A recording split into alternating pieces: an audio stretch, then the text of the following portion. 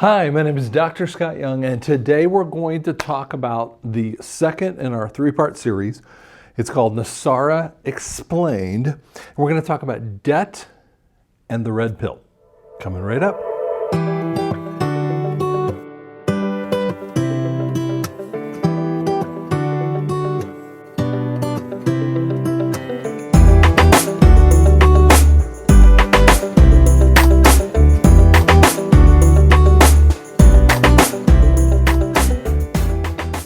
Okay, so debt and the red pill. Now we'll explain each one of them. Now we firstly talked about, waking you up, seeing all the stupid that's around you, so you know that there's something happening in the background. I just want you to realize the fakeness of the system's been there for generations. We're only seeing it since 2020. 2020 was an important, fascinating time frame. And it was a powerful point of explanation to us. You're seeing green screen and other kinds of things that should just make you think, what in the heck is going on here? But you got to see through it, okay? See through it and realize it's a movie. Now, when I say a movie, most people get upset with me, okay? And it talks about this in the first one. They get upset because they think of like it's all taken care of. Yes and no. This is a war. This is a battle. This is a work that the White Hats are doing. And you are helping with that when you present this message so that you wake people up. Because they only have power when they fake you. That's really what Satan does every single day. Okay? Let's move on to our next screen right here. This is a video. I can't show you the video because of YouTube with that too. But it's an interview with a guy named Larry McDonald, and it's talking about the coming debt jubilee. Now, let me kind of go a little bit into that. Now, kings of the past, ancient past and farther than that, the kings of the past would get people into debt because they needed from him. He owned everything, right? So that they would pay. And about every 7 years, there would be a jubilee. Now, when we see it from the biblical standpoint, we're like, yay. No, it wasn't really a yay type of time frame. It was like he owned everything, and then they were paying back, and then they had nothing left. So at 7 years, he had to flip that thing just so that they could start paying for it. So he'd wipe out all their debts. They go, okay, now we can finally live again. See, is going from living to dying and then living to dying, but always in bondage, okay? Now, you have to catch that actually is the background of a video like this. So I have it on the screen here, you can see over here, and I really want you to go search for that on YouTube. It's very a powerful little video there. Because what you're missing is that he can't see past the Fed as the bondage of this. And if you cannot see the Fed bondage, you're going to see us just diving into another cesspool of this. And that's the cesspool that the Klaus Schwab, who is such a sicko. There is a picture online. He's on a beach and he's barely wearing, he should be arrested for how little he's wearing on. That's just how sick these people are. You have to catch it. There's someone in idiot Biden's cabinet that was wearing like a little tutu onto an airplane. They wouldn't last a minute in a prison, okay? They wouldn't last a minute in even a factory, with many people around. Really kind of difficult circumstances, they're just wimps. And you'll see that here in the near future. If you're not seeing it now, we're in April 19th of 2022. You're going to see how gross these people really are with that too. But their agenda is already dead. So let me kind of move this. When we go to our next screen here, we talk about the personal debt. Small business and personal is really on the same realm that we want to look at. Sorry about that. So when we think about loans, we're talking about mortgage, student loans, cars, credit cards. All of those have in them a compound interest. Now, how do you kind of calculate compound interest? In essence, you have to have an amortization calculator. Now, I have one on my iPad. Now, I'm so glad for the day I get to delete that sucker because you can't calculate the interest. So if you had, and I'm just making up here for a second, if you had a $500 a month payment, and let's just say it's over a 6-year, kind of loan, 72 months, and I'm making up exact numbers, but you probably would have $400 bucks of interest and the rest of it on principal. It takes you on a 6-year loan, let's say, you would be going out there about 3 to 3.5 years before you are in a positive ratio to be able to trade that car in. So they got you in the bondage point. And what if something very significant happened in your life? You're stuck. Okay? That's why people just move easily into bankruptcy. Now, bankruptcy just happens, it's funny, happens about every 7 years in the same debt jubilee scenario that we have with the old kings. But you were always in bondage. You just stay in bondage and then you come out and come back into bondage again. You see, that's the whole bondage structure. And you think that bankruptcy is a release. It's not really a release. The compound interest is the sick portion of this. And when you realize that you're paying so much more over that time frame just for that stuff, that is the part that is illegal. How do we talk about that? There's several levels of this. Number one, in the first article, I think it's in the 10th section of that article, it says that you have to pay debt. You cannot pay debt with debt, meaning you had to pay debt with gold or silver. I want to give you just a hair of a story here. Let's see here. I want to just kind of address a little tiny story here. Let me verify this one here. Okay, let me just tell you a little tiny story that's related to this.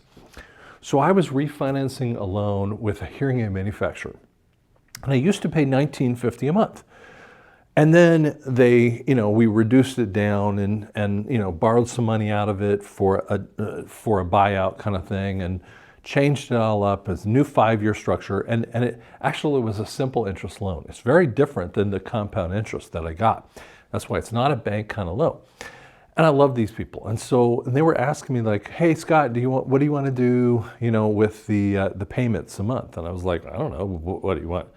Like, you want me to write a check? You want to send an invoice check, on the first of the month, or you want it to a direct withdrawal? I was okay with them.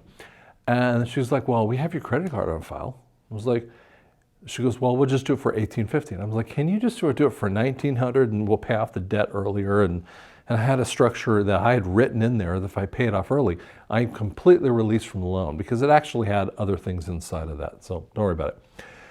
She was like, we just do it with a credit card, because I always pay my cost of goods with credit card and they just wipe it out at the end of the month. I'm like, cool.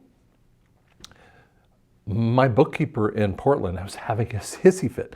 Now in Portland, they actually, they're right on the border of Oregon to Washington State. It's called Vancouver. Portland, Vancouver are right beside each other.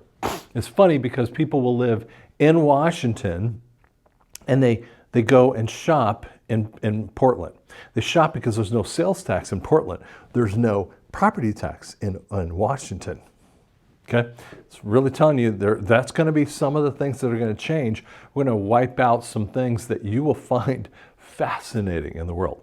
Now, when I told her about this, she was like, you can't pay debt with debt because in Washington State, it's illegal to do that. And this was several years ago, way before I was really thinking about the NESARA kind of thing. And I didn't realize that it was part of the Constitution. And that's where she was pulling this information. But by the way, when you pay with a fiat currency, you're paying debt to debt. Illegal. Number two, the 14th Amendment under the 4th section, by the way, the 3rd section talks about election fraud. Okay? And that's Executive Order 13848 that Trump actually signed in December of, I think maybe it was January of 2018.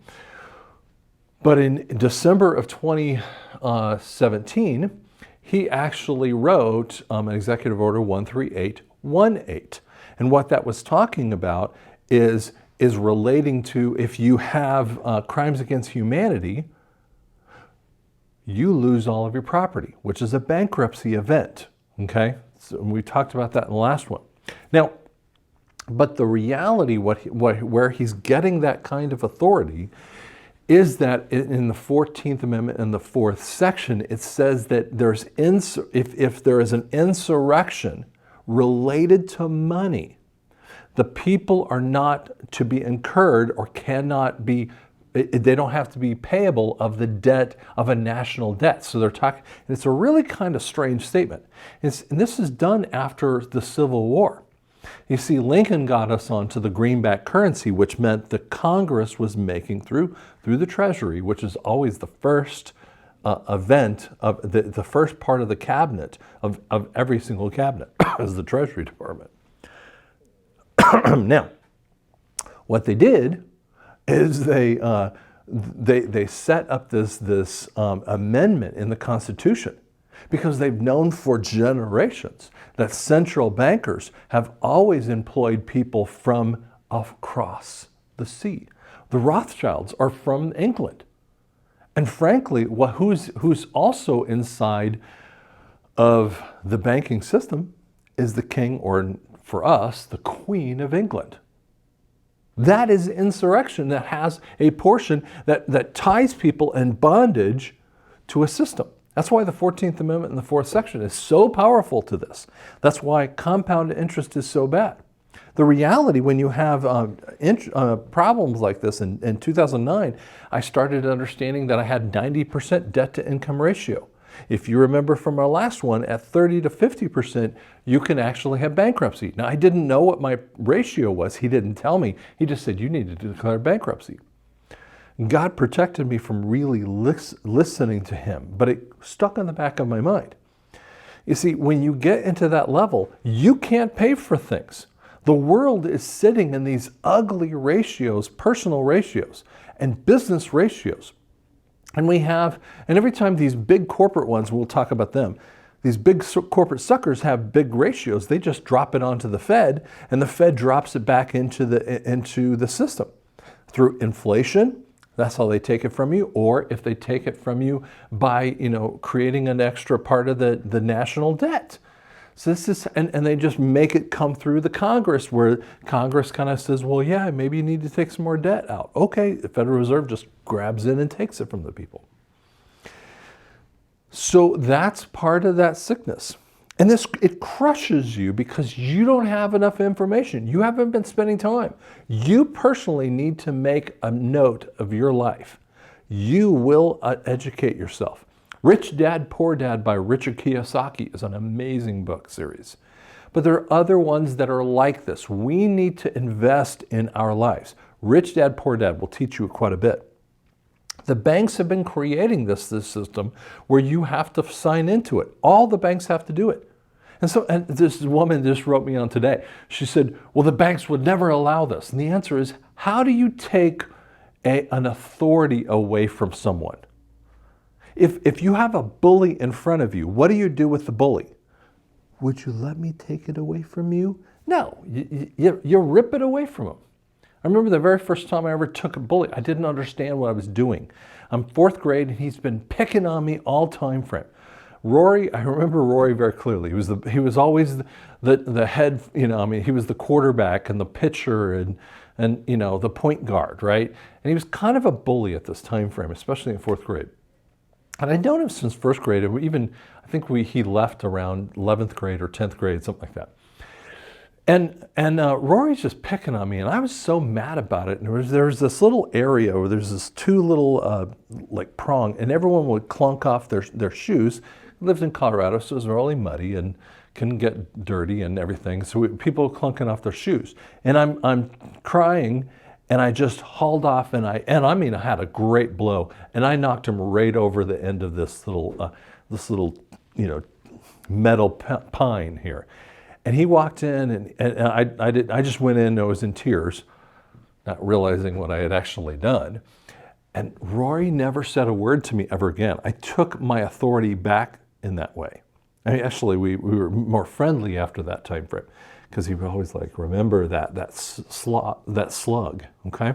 You have to be able to do that. And the way that you slug back at those kinds of things, at the banks, we're having to slug them all at once, okay?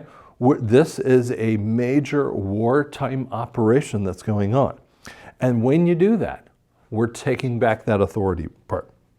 Okay, so over on the right-hand side of the screen, you're seeing it on your left side of the screen here for me, but on that right side, we talk about the large corporate debt. So businesses actually grow based upon that. Now, you can do this from a small business level, which I personally have done before, and you can also do this on a large corporational role, okay? So let me just give you an example here of what a corporation might do. And so let me pull this up here. Sorry, I'm gonna just grab this out of here, bring up my little amortization calculator. So I just want to throw out an idea to you. Let's say you have a $600,000 borrow. This is a business that you're wanting to pay off, okay? And under compound interest here versus the $600,000 that you might borrow under simple kind of interest points. Okay, so what happens in that's roll, so we have $600,000, we're gonna just say it's at 5% over a 10-year period of time, which means that you would pay 672 in interest, 672, okay? Which is a total of 672 that you'd be paying back, okay? And your payment would be $63.64 a month. Now, people will take this, companies will take this kind of thing and say, well, we need to make at least $7,000 to cover the debt. Now, once they pay off the loan, they can be able to take that, and that's all for profit, okay? But if you're not paying off that loan, you're in a negative position. Does that make sense? Now, let's just say if we, and this is the type of system that they do. But if we just said we have a 5% over a 10-year period of time, the amount of that simple interest might be $30,000 or $630,000 that you might pay, and that would be basically $52.50 a month. Now, when you see the difference between those kinds of ideas, you realize, wait, that's a ton of money. That's $100,000 more, and that's just giving them the interest. But looking at the amount, that's basically $1,100 a month. You're like, why should they get that much? Why should a bank be able to not just charge a simple interest? I propose to you, though, let me move over to my screen here. I propose to you that I think what will happen is some type of fee basis. And how do you know that? Because they actually set it up already. The PPP loans were a fee. And I told you about this in the first one, if you haven't gone and watched this. There was a fee that the banks got, and I got my money. And who was getting this all from? From the Small Business Association right down to the Fed. The Fed was given the money. Small Business Association is part of the Treasury Department. Treasury doesn't have any money. The Fed does, okay? So Trump actually kind of hijacked the system. So I believe that we're going to walk into a different kinds of level of system. Here's the thing that you have to catch, and we sort of intimated this before. When big banks and big companies are too big to fail, one of the things that they do is they put the debt upon the Fed. Go backward in time to 2000. I'm going to put you back at 2004. And I want to tell you about, or actually we go to 2001. And I want to show you something that happened to me at this basic time frame. So we were buying a house, or we buying or refinancing the house, okay? And I'm making up numbers here. So 2001, we were refining a house. And let's just say, and I'm making up numbers to this kind of thing, what we were hearing is that we were thinking about the loan. I think we wanted to have it at $1,100 a month, okay? Now, the guy started bringing up this idea, and again, I don't remember the exact number, but this guy started bringing up something called an ARM. And he was talking about a 3-year ARM. And I'm like, what the heck is that? He said, well, all you have to do is pay the percentage, which would make that kind of loan maybe $600. Again, I don't have the exact number, but just stick with me for a second. He goes, therefore, instead of doing this, what would the biggest amount that you'd really want to do? And he was making up, he goes, what if you could use that same thing and buy a much bigger house and pay $1,500 a month? Oh, maybe. And Wendy and I looked at each other like, well, maybe we should do that. And yet God slowed me down. And I was like, but wait a second. What happens and let's just say that I did that. And he goes, I said, what happens after the 3 years? He goes, well, you just buy a new house. So you move from a new house at $1,500 a month and you do the same kind of ARM thing. And let's say you're making more money. So you get $1,800 house. Oh, wow. So I'm getting a lot bigger house. And then 2007 comes around and you go from $1,800 up to $2,100. Again, just stick with my little numbers, my little math point here. And I said, well, what happens, again, what happens if this thing runs out? Well, it always increases in value. So you're just paying the interest and you're still making it because you're going to take the amount that your house increases in value and still have no PMI or principal mortgage interest. I was like, But God said, no, because here's what occurred. God said, this does not make sense. This was the exact structure that most people, and I remember in Denver when this happened. So they're sitting over here and then they were looking out, they were having this amount and they were looking at this kind of idea. And they said, we can't do that anymore.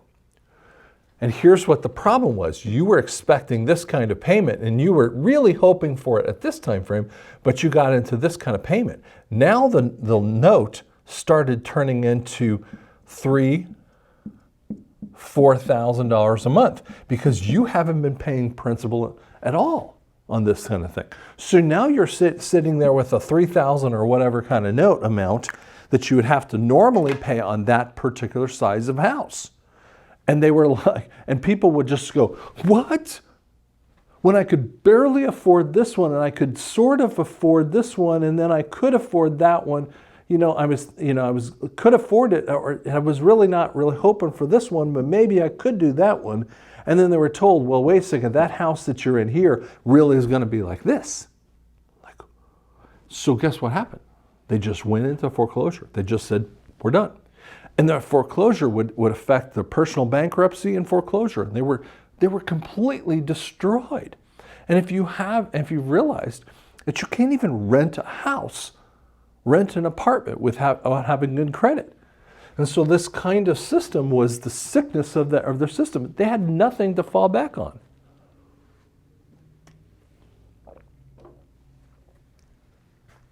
But who did this kind of crazy? It was the banks. The banks who were telling the mortgage brokers to do it because they all knew that they were in charge of the Fed. And here's the thing. Then when Congress jumped in the middle, they're like, what are you doing? Even Bernie Sanders and Ron Paul and those kind of guys were like, what are you doing over here? They were talking to the Fed. Oh, well, we need to put laws in place. And here's the thing. The mortgage brokers were just doing what they were told to do. Because the banks said that this is a viable process. Now, unfortunately, the mortgage brokers weren't listening to why this was a bad process to go forward with, and some mortgage companies never did it, okay? But the ones that were through the banking systems, they loved doing it because they were told to do it by their parent bank. Because here's the thing. In 2007, 2008, and 2009, when we were going through this massive crisis where just house after house after house after house was going through foreclosure and the markets were crashing, what the banks did is they took that house in. They were fine with it. They didn't care. They were going to take that, and that was owned by them, and they were just going to resell it to someone else, and it didn't matter if it was lower in value. Because in 2009, even if you had a house in 2007 and you finally sold it in 2009 at a much lower value, you still were making money. And who was screwed? There was such insolvency going on. Here's what they also had. There was mortgage-backed security points or insurance that was occurring. And the insurance was done by Lehman Brothers, one of the sicko banks. And they were getting they were getting the background so that even if you went to bankruptcy of that, the banks could get their money back. Well, Lehman Brothers was finally spending around in 2008 and 2009, they were taking $90 million per pay period, every 2-week pay period, a new loan. And you go, wait a second. And I remember as a guy who was in debt in 2009, I'm like, no one's bailing me out for this whole thing. And you're going, how does this actually work? No one was doing it. And Lehman Brothers supposedly went out of business, but they just went through bankruptcy thing and they reorganized into a new structure. They just got it wiped out. This is what happens, is that the next phase of this point is they put these people into bankruptcy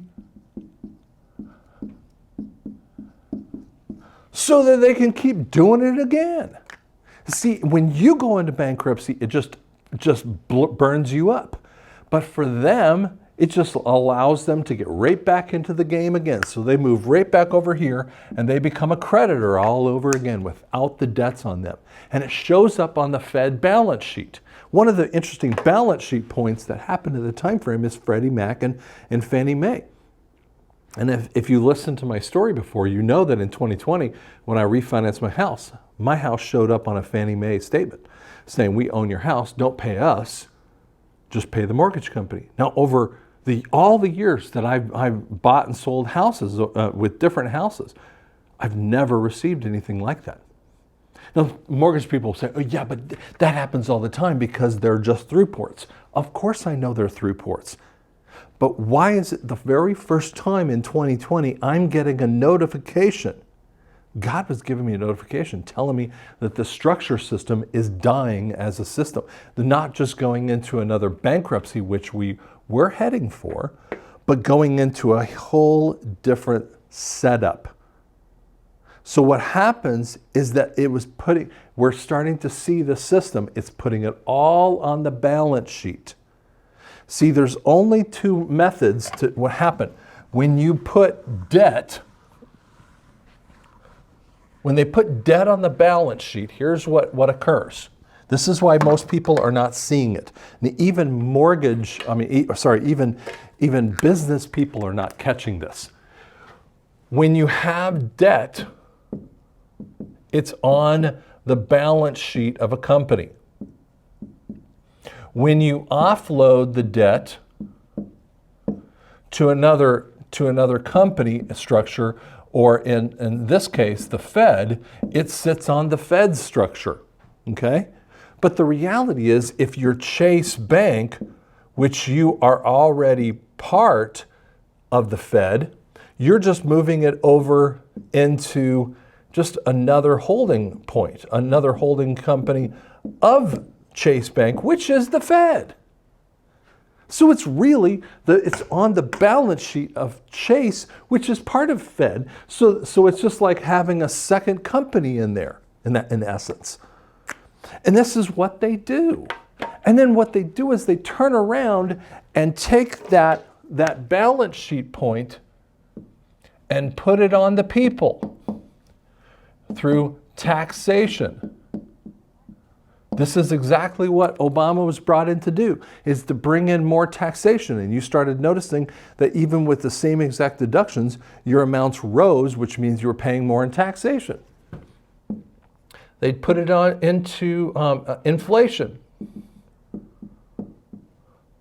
So taxation and inflation increases so that they can get their money back, because they're definitely not paying that debt in that structure. They just offload it and give it to the people. This is the definition of the 14th Amendment in the 4th section. Okay? So we'll move into this next section, and this is a video, I just can't show it here on this 4th one, but it's basically Elizabeth Warren. She's now, if you listen to this video, and I wish I could show it to you, but basically with Elizabeth Warren, who is a real sicko. I mean, she's just as sick as the rest of them, okay? She's just not out there in that grosser way with this. Relatively smart person, but she's part of the cabal. And what she says is that in this basic time, I mean, the time frame we were talking about from 2000, she might have been talking in the 90s, in the early 2000s, around 2004 when she was doing this. But what she's talking about is Bush went off and they do all the wars and they create the debt, and they go, the answer is just to stop doing that. Now, if you just took, and she stopped right there, you actually had no problem with her speech. But she's hooking you in. And then she goes, now, you as a business go out and make money. And she goes, good for you. But you have to realize that you're giving back to the people of the USA by the roads that we make and by the schools and the police force. And what she's trying to say that the IRS taxation is just going for schools and roads. And the answer is neither one of those are paid by the IRS. It's a complete lie. When you listen to these idiots, they won't even tell you the truth. They know it. Where are the schools in most states sitting? On property tax. Has nothing to do with the income tax, the capital gains taxes that happens. Where do the roads come from? In Oklahoma, for instance, the roads are paid for by us through the tolls that happen. So there are other types of taxation that she was trying to stipulate that IRS is paying for. And people go, but what is the IRS paying for? The IRS is only paying the national debt and all of their nefarious activities that you never know about, the black book activities that go on. Don't believe the stupidness. Okay, our next slide here, I'm going to set you up on a conversation that you have to catch, okay? And you're going to go, what? And I remember when I first spoke this message, and I had this one woman, I love her, Janice, you would really like if you met her. Janice was looking at me like, why are you talking about this stuff that's on the screen over here? And I'm like, you have to catch the point out there. Because I'm trying to give you a perspective before we talk about why the debt goes away, okay? Now, when we look at fairness, because people talk about fairness all the time, and you think about the debt release, that's just not fair. And by the way, the Bible says, he reigns on the rich and he reigns on the poor, Ecclesiastes. Job, Ecclesiastes, talks about bad things happen to good people, just simply what the deal is. And what is fair? It's what I want. It's my truth. No, forgive me. I'm just telling you an analogy. This is not how I feel. But let's just say Scott said this. Let's say I claimed this kind of point. Now, would you say that I might have studied when I have these other two books over here, NESARA, Mark of the Beast, and Revelations of the Red Pill? So let me pull this off here. I have two books that I've written on NESARA, and I have video series that explains this kind of stuff. And we're doing a video right now about NESARA. And if you were to really study who's talking about NESARA, I'm not just talking about it on just a basic level. I mean, they kind of blithely talk about it or give you a little thing with all the 10 or 12 things that are inside of NESARA. But people who are really spending time upon NESARA, what you're going to find is there are going to be very few people that are studying as much as NESARA as I am. And I'm just telling you the fact, okay? And if I said, because I've written these kind of books, I should get more than anyone else, you go, well, maybe that's fair. I mean, why shouldn't I get something way more than you people for this kind of thing? And yet, I'm trying to tell you, it isn't about fairness. It is not about fairness. I want to read you this verse here because it's a powerful biblical verse. Romans. Now, if you want to read a book that will mess your brain up correctly when you do this right, it's Romans 3. We're going to talk in 3, verse 21. Now, apart from the law, the God's righteousness has been revealed, attested by the law and the prophets. That is God's righteousness through faith in Jesus Christ to all who believe, since there is no distinction. And then he follows up with a verse that I used to memorize. For all have sinned and fallen short of the glory of God. What in the world is verse 22 going to? So let me kind of keep this on the screen when you think of this. Righteousness is a point of justification. See, most people believe when they think of righteousness, and I just talked to a pastor about this thing, and righteousness is something that we think of in the English word is to be right, okay? Or they would also say the process of being right, okay, or getting right. And that's what the Catholics' kind of viewpoint comes from. And many of the other denominational points, including very many Christians, feel that exact way. And they go, I'm just not right. And so if this is the portion of right, I'm sitting down here, we're all sitting in different phases, trying to move our way up the food chain all the way to get up to the right. And when I do bad, I move down on the food chain, okay? So it's always moving up and moving down depending upon what's going on in the world, okay? Or excuse me, what's going on in my life.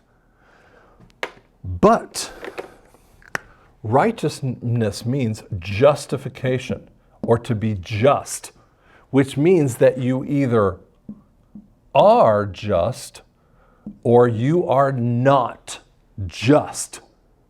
Now, how do we explain that? Let me just kind of put it in this kind of way. I don't have anything in front of me here, but let's just say I had a lanyard in front of me. And let's say I'm going into a theme park, okay?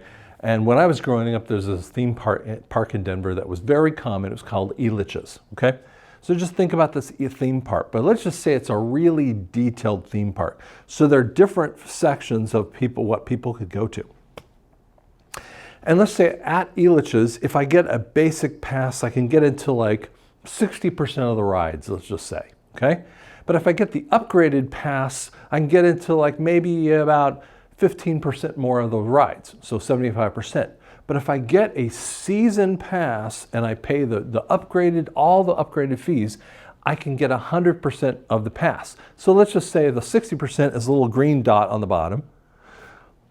The 75% pass is a little yellow on the bottom, and the top end one is a big old nasty red line saying you get to go in everywhere. There's nothing that is accessible or non-accessible for you. Here's the point. When you are just, there is nothing that is inaccessible to you in Jesus. You are absolutely, completely righteous, not because of what you do, but because of who you are. And you do this, what that verse is trying to tell you, is that you do this by faith. And faith is the evidence of things hoped for.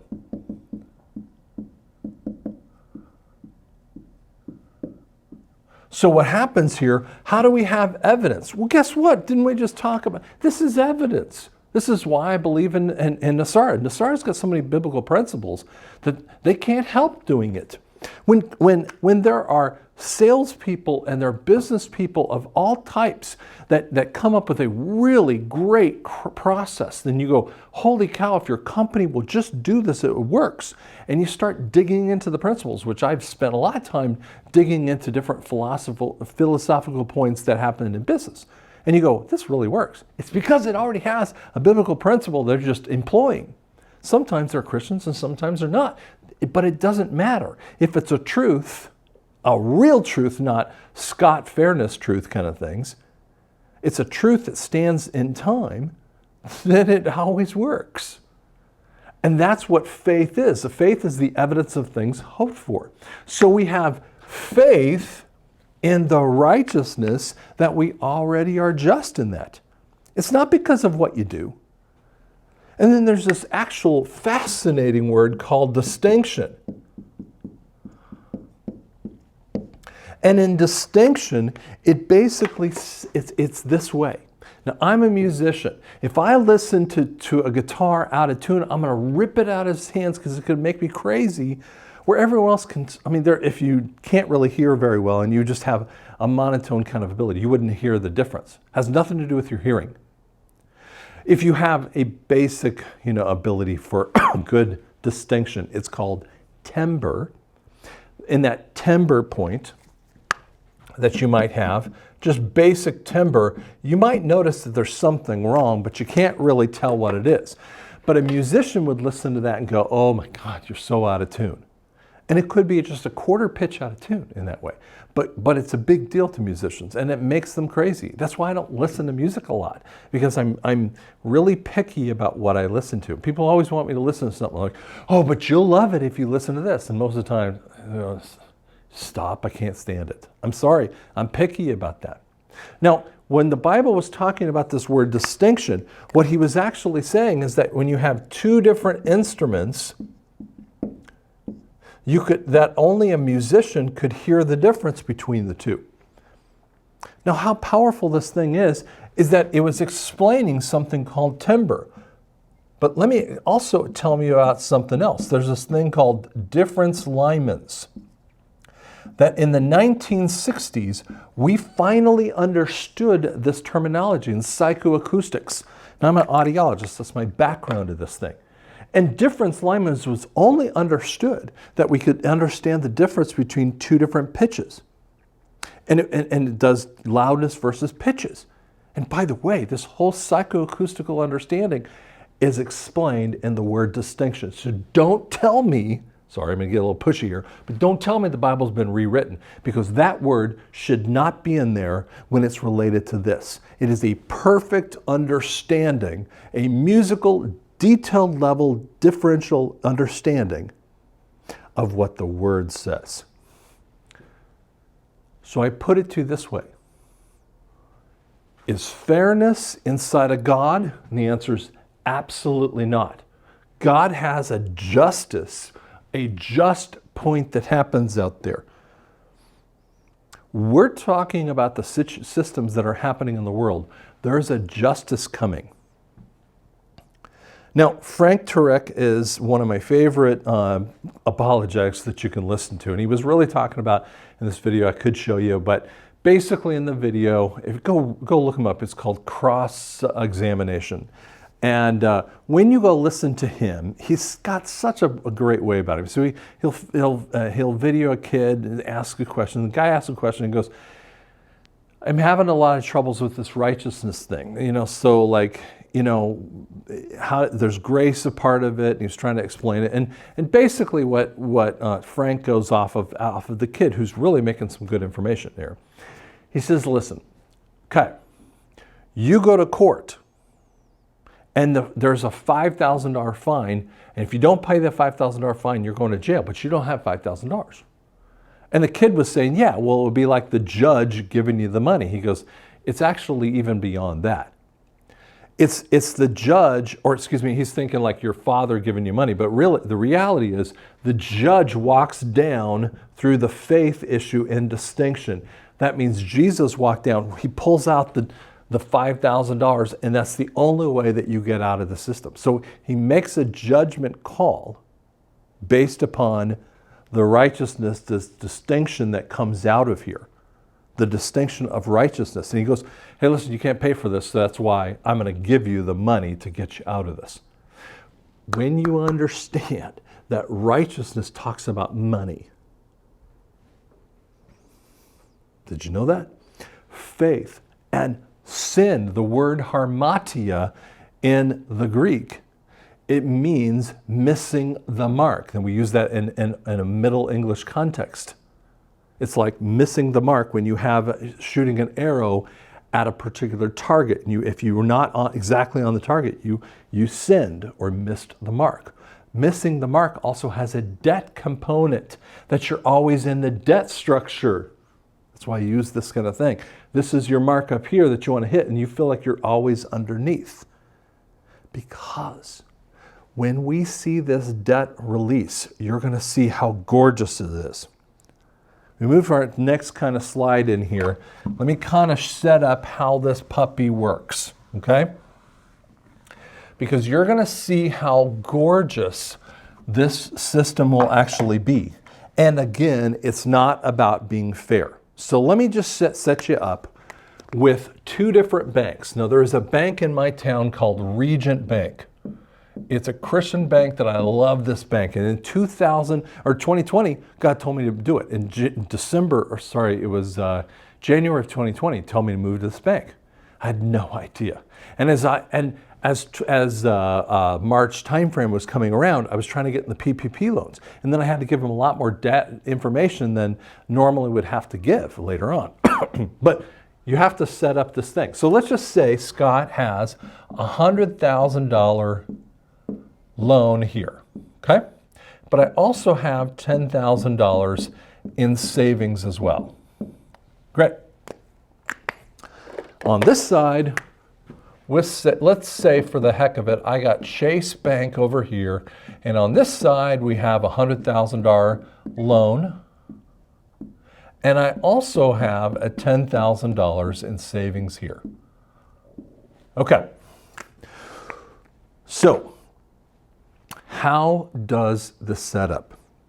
First off, the Fed is up here on top. The Fed decides that all of the banks must use compound interest for their process of loans.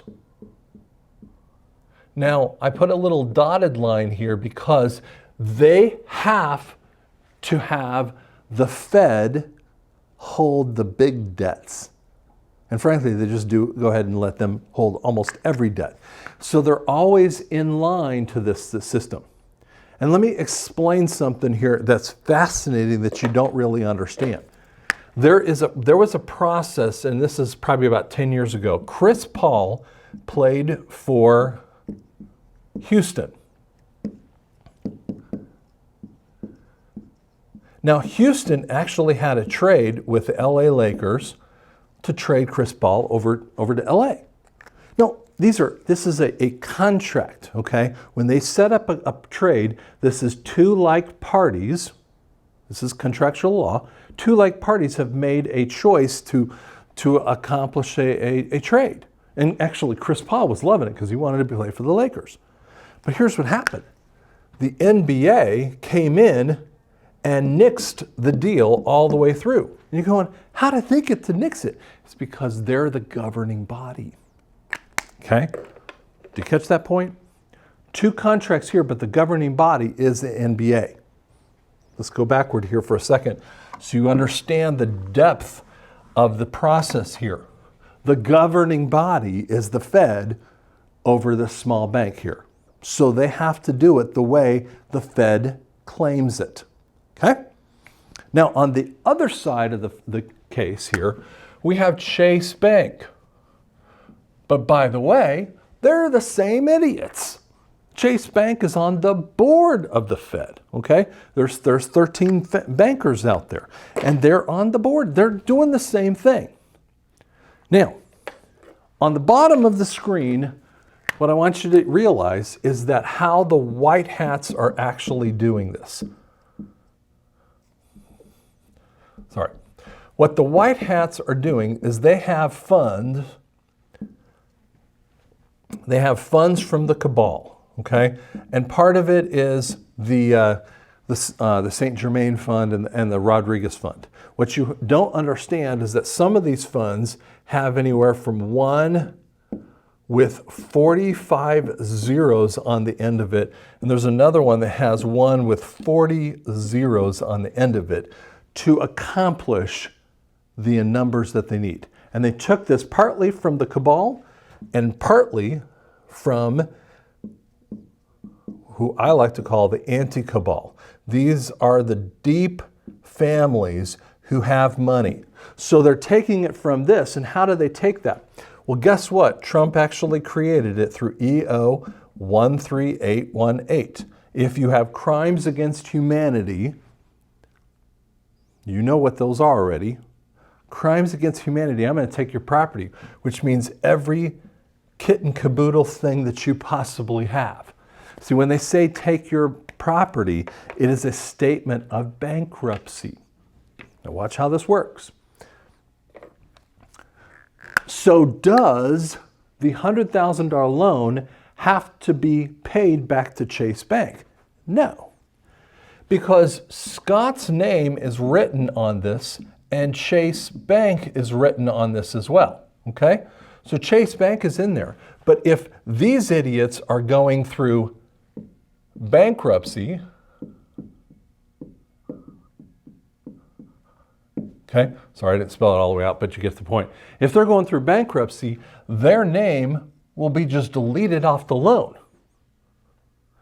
because they don't get paid back. I mean, in bankruptcy, they just don't get anything back. So who has the property or the value of that particular contract? Scott. But because they're in bankruptcy or receivership, they do have to have, the white hats have to come in here and do a guarantee of this debt. This is why I'm trying to tell you, it isn't about fairness, it's about justice. And there is precedence for this whole thing to happen. So they don't have to come up with this because all they're going to do is wipe this thing out. Now they're going to tell Scott to go and say, do you want to take the money out in cash, or do you want us to transfer the money over to your other bank? And let's just say I go, yeah, transfer it over there. Great, we'll do it for you. Because they have to do it. Because you put estate people inside of this. And by the way, over the last 2 years, do you know that people who do get a check, a physical check, instead of it written by Trump, Obama, Bush, all the other people that come from the Treasury, which is when a Treasury check comes through, like your IRS thing, it usually is written by the president. But ever since idiot Biden has been involved, here's what happens. It's a bankruptcy specialist for the Treasury. A bankruptcy specialist for the Treasury is writing the thing because this whole thing is about bankruptcy. It's about that. And that's why it's dispensing, the white hats are dispensing out this thing. And you're going, would you please happen now? I understand. It's a process of killing them. Now, what do they have to do for Regent Bank? Well, was Regent Bank part of this sickness? Yes and no. They had no choice in the matter. They had to work with the Fed.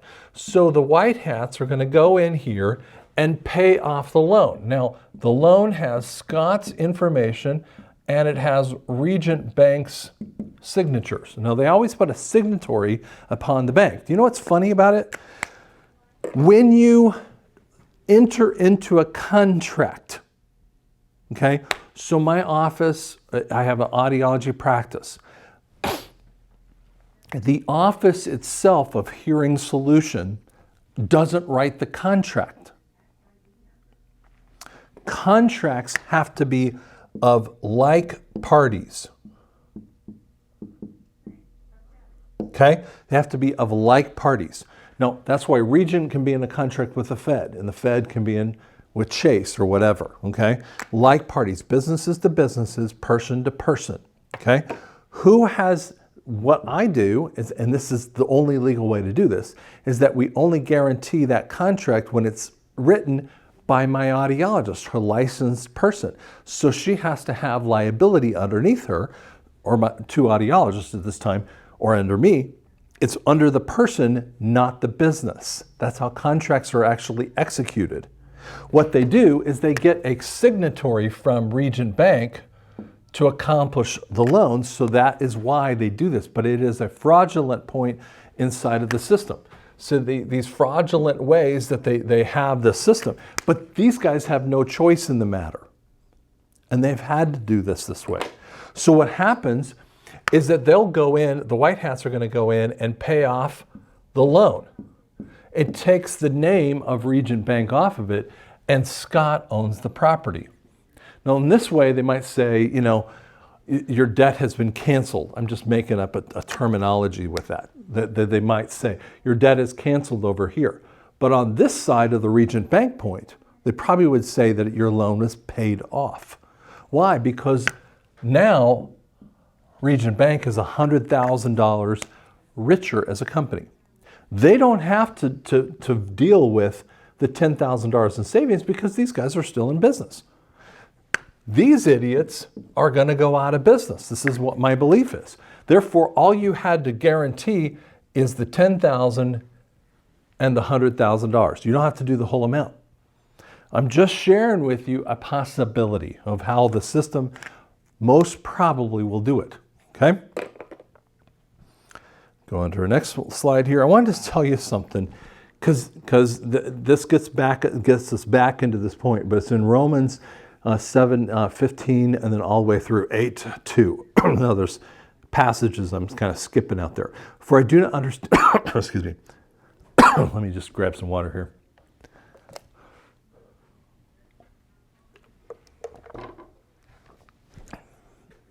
For I do not understand what I'm doing, but I do not practice what I want to do, but I do what I hate.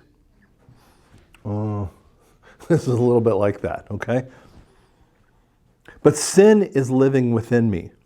So I discovered this principle. I want to do good, but evil is within me. That sounds like stuff I have to deal with every day as my own self. But I see a different law, waging war. We're in a war. Waging war against the law of the mind, taking me prisoner to the law of sin. What a wretched man am I. Who can rescue me from this dying body? Therefore, there's no condemnation for those who are in Christ Jesus, because the Spirit's law of life in Jesus has set you free from the law of sin and death. In essence, you have to see this biblical principle in a financial status as doing that. The white hats, through a process of bankruptcy that they've set up, is saying you had to live in this law of sin. This was the sin point, okay, that they did for you. But we're going to bring freedom inside of here. And you have to have freedom.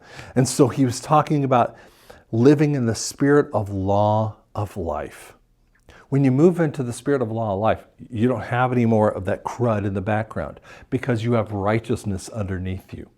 That's why the Bible, you have to read the book of Romans. If you don't study the book of Romans, you won't catch these points.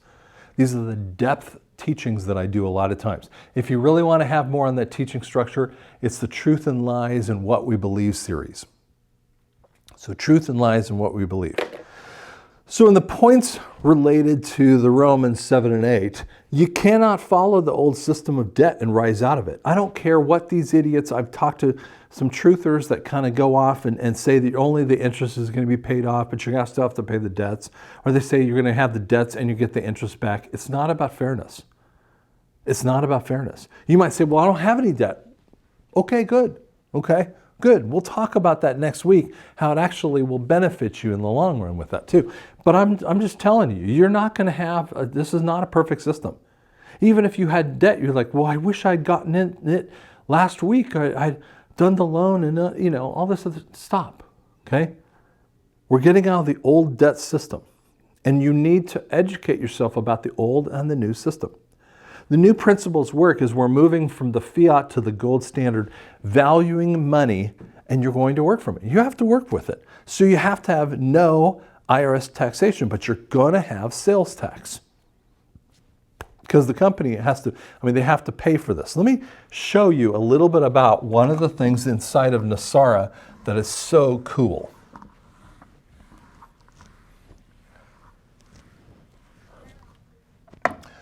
If we had a system of sales tax, okay, sales tax is actually broken up. Now, in the city of Tulsa, it's 8.517. Inside of that, there is county, city, and state taxation.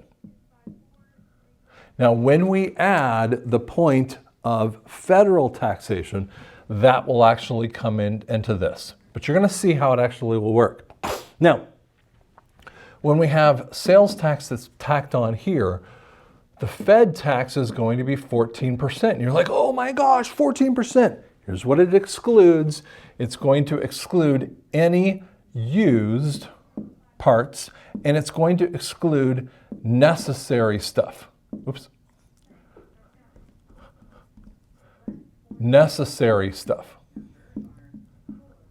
which would mean like food and drugs, kind of things, the things that you need. I didn't say illicit drugs, I mean the good drugs. Okay. So what happens if you buy a house, a used house, you don't pay sales tax. If you buy a used car, you already paid, it's over, okay?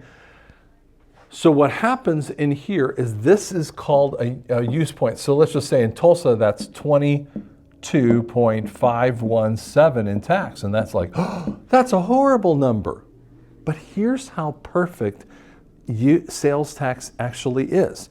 If you just use sales tax and Joe, who makes $50,000 versus Jim, who makes $250,000, who's going to pay more in sales tax for new items? Well, you already know the answer. I can't do a star rate today. Jim is the dude that's going to pay more. See, most of the poor people try to say the rich don't pay their fair share. They're right. The rich don't pay their fair share because they find a way to get around it. The middle class pay their fair share. Even the higher incomes of the upper middle class, they still pay most of their fair share. But the really rich ones, you can never get their fair share from them because they have a way of getting around the system. But when you have it as a sales tax, no one gets away from this system. So if you make $250,000 or $200 million, whatever, you have to pay sales tax, and Jim is always going to pay more than Joe. That's just the simple, gorgeous way of this system that will happen, and it'll run everything that we need to do in the government. Next screen here. I want to answer and finish this with this last little point. So I'm going to erase the screen because I want you to just focus on me on this thing. We'll kind of leave it over here on the left side. You've got friends and family who haven't woken up. When they wake up, and they're looking at you like you're stupid. Trust me, I have family that say the same thing. I have friends that say the same thing. I have friends and family who have blocked me on Facebook or everywhere else, okay? They think I'm crazy. And they think of, your circumstance is just it's so out of bounds. It's so ridiculous, just like the movie Matrix. When Neo is waking up, that he's like, this can't be right, this can't be right. And he realizes that it is right, even though he'd been living a fantasy world. That's why it's such a powerful movie point. I want you to think about a puzzle. So in your head, take out a puzzle in your head. And normally you work from, if you have a 1,000-piece puzzle, okay? And you have the little pieces here and little pieces there and pieces everywhere, right? And you organize them. First, you kind of work on your outline, and then you organize the puzzle pieces here, and you got more puzzle pieces there. And you kind of try to find the things that are in common. And you, if you've been awake for a long enough time frame, of your 1,000-piece puzzle, have put together maybe 800 pieces. Let's just make up a number, okay? None of us have put all the puzzle pieces together. Your friends and family are going to ask you a question. How come you saw this and I did not? No, it's a valid question.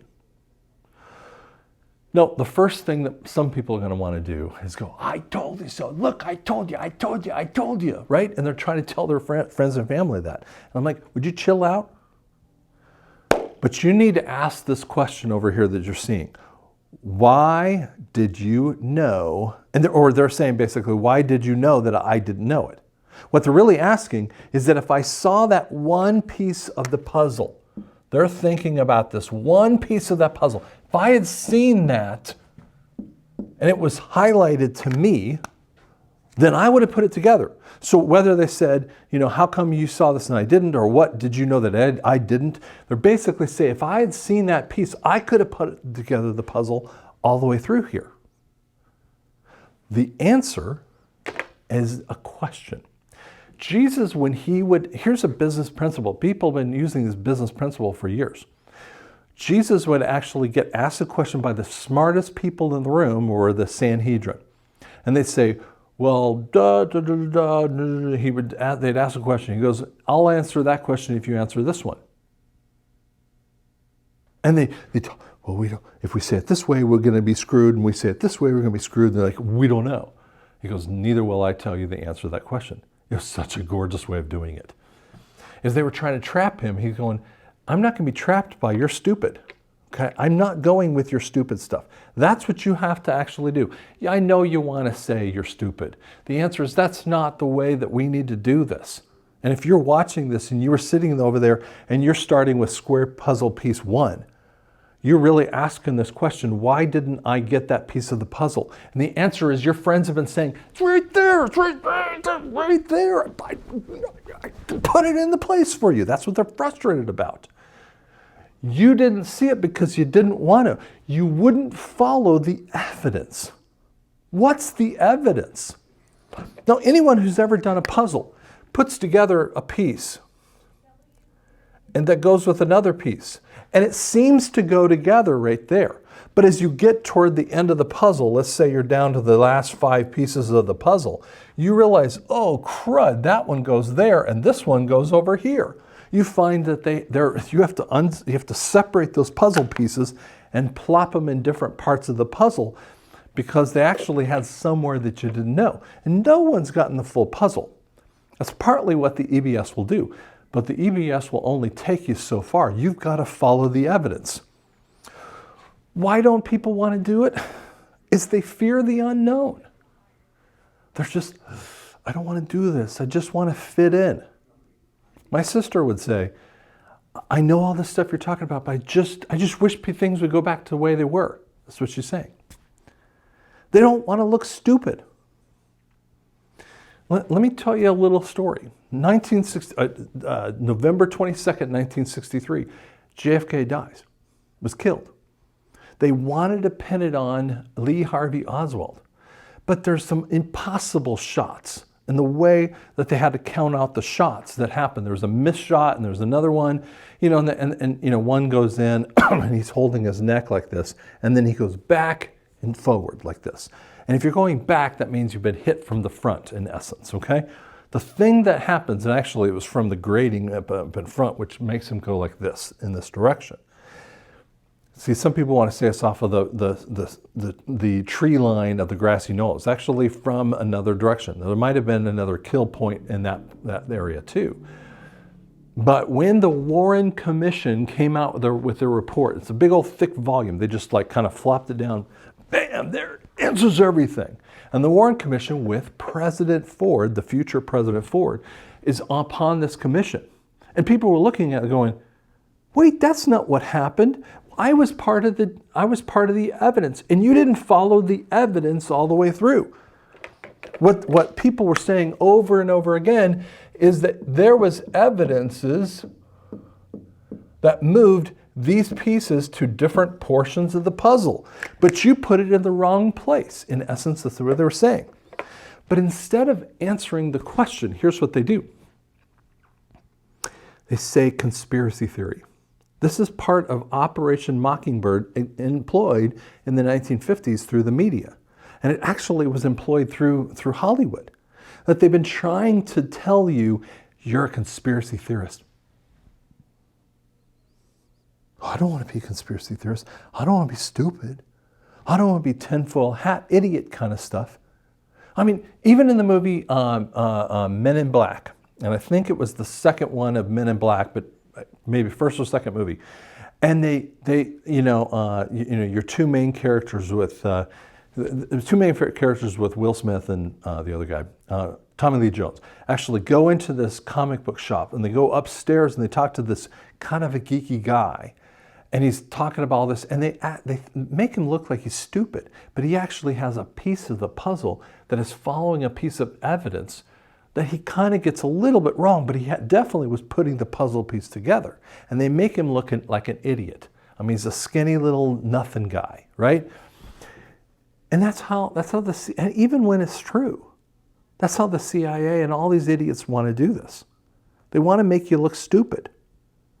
I mean, and lastly, I'll tell you this way, they say the authority didn't tell me. My parents have actually said that exact same thing. Well, we listened to the authorities, whether it was the CDC, FDA, whatever, about the face mask or the idiot vaccine, all this stupid stuff. They were trying to tell you a story with this. And they wouldn't spend time on personal research and looking at the logic patterns that are outside of their moronic stories. Their narrative is complete rubbish. And you know that. They actually knew it in their heart, but they really couldn't follow it forward because it meant this kind of thing. When I was talking to a physician, a surgeon actually, about masks, and I was giving her some points about masks, she didn't want to answer me. She kind of, well, what kind of doctor are you? And I said, what does it matter what kind of doctor I am? What does it matter? Could I just be a garbage man and give you truth?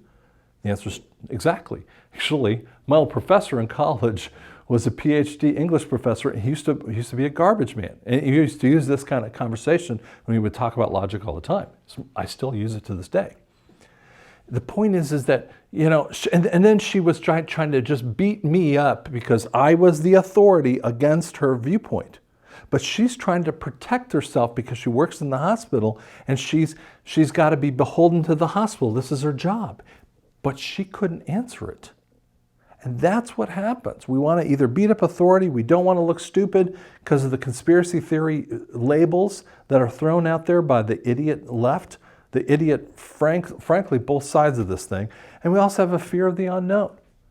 But you, if you're watching this for the first time and you're trying to put this puzzle together, you have to come to Jesus conversation. You have to sit down there and go, why didn't I want to follow the evidence? And it's probably one of these three things within the realm of that. And you have to go, I was wrong. That's okay. Every one of us were wrong. Every one of us have had that come to Jesus point.